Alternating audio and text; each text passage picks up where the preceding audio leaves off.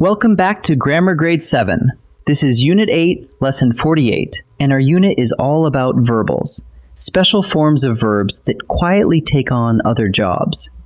Today we meet the gerund, a verb form that slips into a sentence and acts like a noun. It's a small idea with a big payoff, and by the end, you'll spot gerunds everywhere. Let's get started. So, what exactly is a gerund? A gerund is a verb form that ends in ing. But here's the twist. Even though it's built from a verb, it does not act as a verb in the sentence. Instead, it steps in and works as a noun. Take the verb swim, add ing, and you get swimming. In a sentence like swimming is fun, that word swimming isn't an action being done, it's the very thing we're talking about. An ing word doing a noun's job. That's a gerund. Now, why does this matter? Because a gerund is a noun, it can do any job a noun can do. It can be the subject of a sentence, as in swimming is fun. It can be a direct object, as in she enjoys reading. It can even be a predicate noun after a linking verb, or the object of a preposition. The point to hold on to is simple. Anywhere a noun can go, a gerund can go. Today, we'll zero in on the two biggest jobs, subject and direct object. Let's put a gerund to work as a subject. Look at this sentence. Painting relaxes my grandmother. What is this sentence about? Painting. That word sits in the subject slot, right at the front, naming what the whole sentence is about. It looks like it came from a verb, to paint, but here it's simply a noun. The gerund painting fills the subject slot, exactly the way a plain noun like art would. Now let's move the gerund into a different slot, the direct object. Here's the sentence. My little brother avoids cleaning. Find the verb first, avoids. Then ask, avoids what? Cleaning. That word is receiving the action of the verb, which is exactly what a direct object does. So cleaning is the direct object, and it's a gerund, a noun built from a verb. Here's where gerunds get powerful. Look at this sentence. Collecting old coins takes patience. The gerund is collecting, but it doesn't travel alone. The words old coins come along to complete it. Together, they form a gerund phrase, one big noun, and that whole group is the subject of the sentence. A gerund phrase works in other slots too.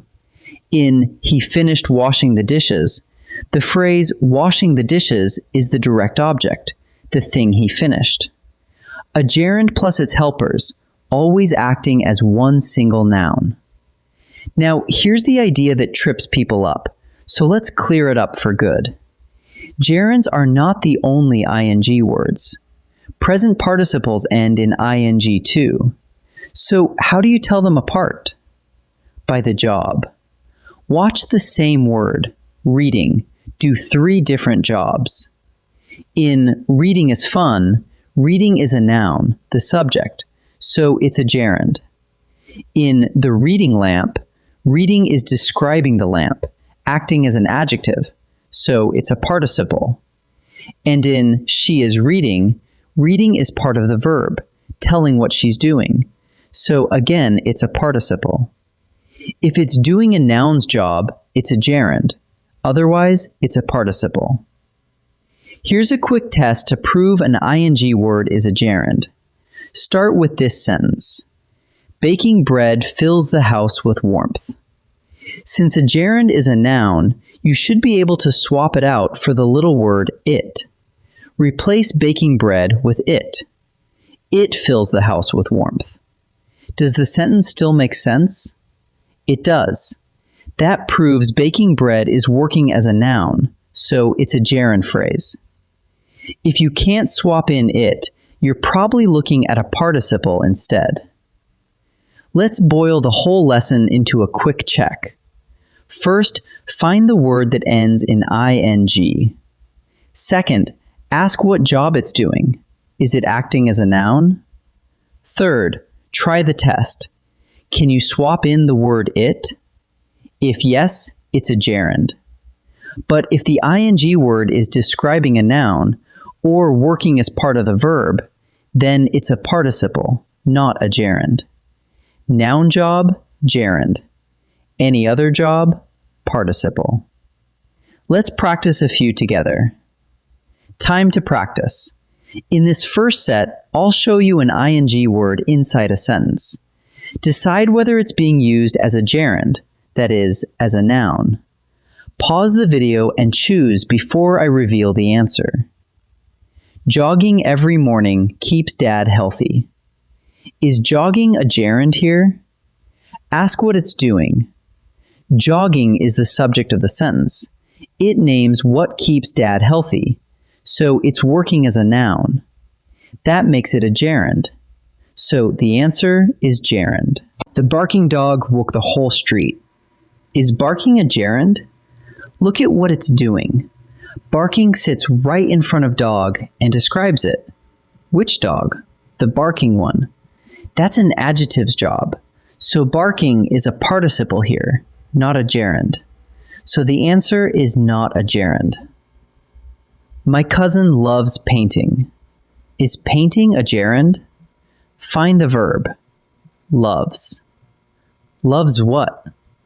Painting. It's receiving the action as the direct object, so it's working as a noun.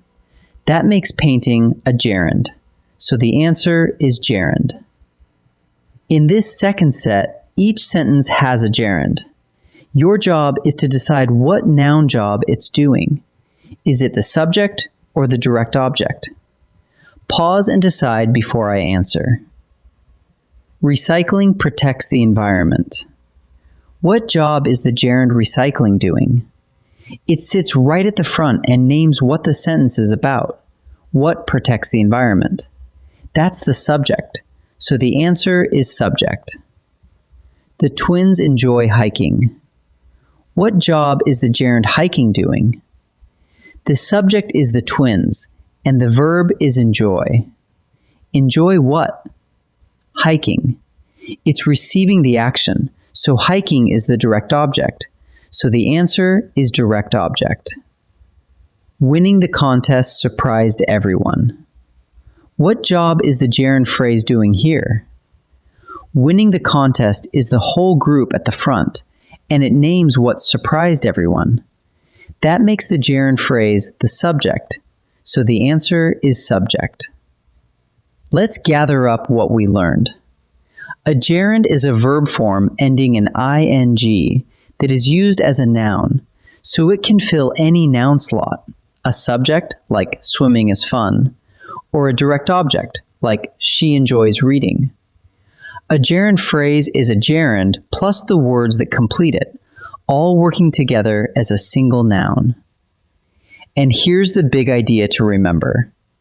Gerunds and participles both end in ing, but the job decides which is which. If the ing word is doing a noun's job, it's a gerund. If it's describing a noun or acting as a verb, it's a participle. Try swapping in the word it to be sure. Wonderful work today in Unit 8, Lesson 48. I'll see you in the next lesson.